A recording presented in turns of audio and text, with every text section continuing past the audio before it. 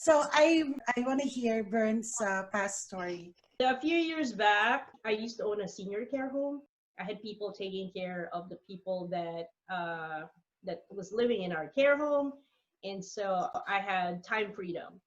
And I signed up for the Oakland Marathon, and I injured my knee. It was the second Oakland Marathon, and I injured my knee. I did not finish. I was in the 20th mile when my knee started swelling.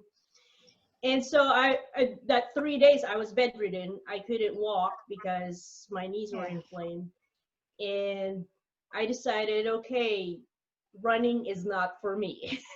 So I started cycling. I went into cycling, and in one of these restaurants, I saw this flyer about riding your bike from San Francisco to Los Angeles.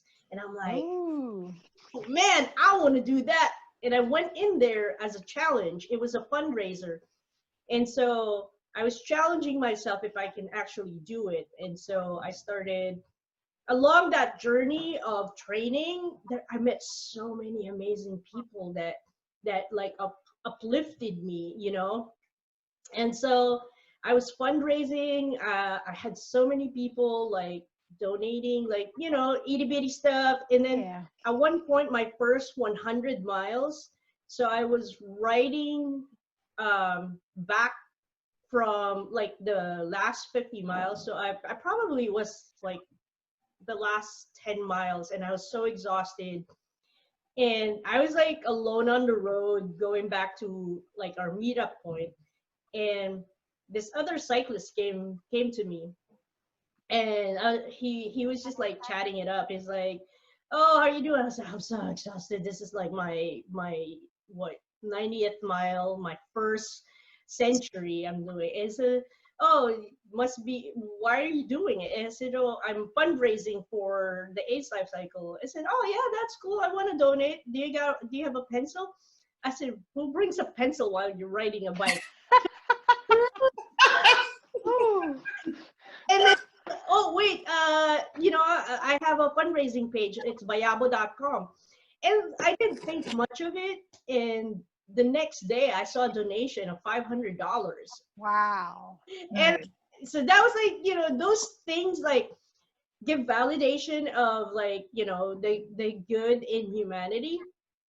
And so I was like, okay, so I spoke with my nephew and niece because I wanted them to experience this. You know, I was going to teach them about social responsibility as well.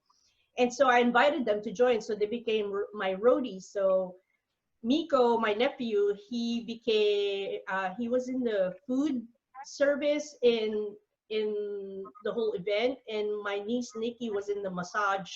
She was the receptionist for the massage team. So it was a big event. It's 2,500 people, 500 volunteers, 2,000 cyclists. And my brother, I was trying to solicit, because he had a shop in San Francisco. He has an auto repair shop. Yeah. And my brother, when I handed him the flyer, he bluntly said, "Why are you scamming people?" No. Mm-hmm. No. Wow. Yeah. So he was like, my own flesh and blood, like, thought of me as someone who is scamming people because I'm doing something for charity.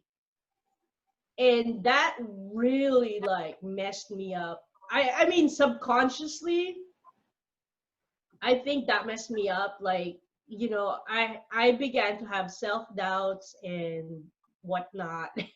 And every time like I would go over to his place or to his shop, like to hang out, he would always have something to put me down. I mean, like, because I had all the time of freedom, and so I would hang out there at his shop because, you know, I want to spend the time. You know, I just like enjoy being there, like, you know, seeing him work and me learning stuff. And so he's a brother. He's our eldest. He's my eldest brother, and so I looked up to him even when I was younger, because he would like call me when we were in the Philippines. He would work on his car. It's like, oh, come here, help me. And so I would like tinker with engine and stuff, so I would learn stuff too. I'd help him clean stuff. And so I really looked up to him. And then he would tell me bluntly, why are you scamming people? Like in front of people. That sucks. So I know. That's so unfair. of my self-doubt, like I really like shut off. Like I didn't hang out with a lot of people. Like I seriously did not have friends. I was like inside my care home. That experience alone, I don't want anybody else experiencing, because really, as I've said in our last episode, we are powerful, like infinitely powerful. And it's just like one small thing that one person said, it's just their opinion. It's not fact. It's not who we are. And I want people to realize that, because that's what I realized in my journey. Like, people cannot dictate who I am. I am who I am. Like, I have the power to change things. I don't have the power to change their opinion of me. I mean, I do, but why would I care what his opinion is? If I'm helping this person, why would I care what they say? There's always gonna be haters. Haters gonna hate, So I just like to see people succeed, is why I want to coach.